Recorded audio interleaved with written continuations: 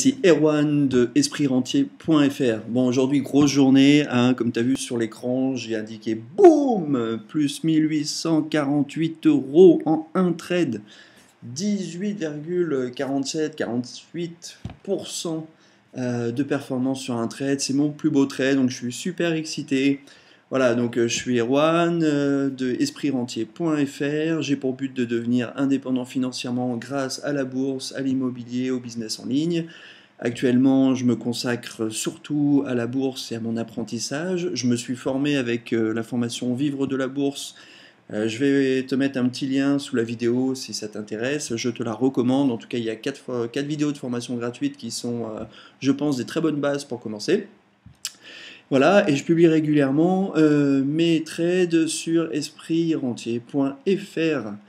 Eh ben écoute, donc je suis rentré sur ce trade là le 15, donc à 11,31 comme tu peux voir en bleu ici. J'avais mis un stop loss à 10,57, donc là j'étais sur une logique de stop loss de 1 pour 2, c'est-à-dire que je suis prêt à perdre une fois, je suis prêt à perdre moitié moins que ce que je cherche à gagner. Voilà.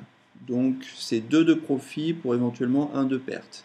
Et comme tu peux voir, j'ai dépassé mon objectif de profit, puisque j'ai atteint 13,40 en vert ici. D'ailleurs, ça devrait être 13,40 et pas 13,49. Hop. En sortant le 26. Donc le 26, c'était hier. C'est un trade que j'ai maintenu au-delà du week-end, mais j'avais remonté mon stop loss à 13,40 et puis on voit que lundi, donc le 26, l'action a continué de monter jusqu'à, j'ai l'impression jusqu'à 14, le plus haut étant 13,99, c'est indiqué ici. Voilà, donc 18,48-47% de performance sur ce trade. Je suis vraiment très content. Après, je rappelle, attention, je publie certains de mes trades. Derrière, je fais aussi des trades sur lesquels je perds de l'argent, forcément. Pour l'instant, je suis à 46-47% de réussite positive sur mes trades, donc ce qui est pas mal du tout, puisque derrière, comme je l'explique, je suis très très rigoureux sur le money management, surtout que je pars avec un capital moyen.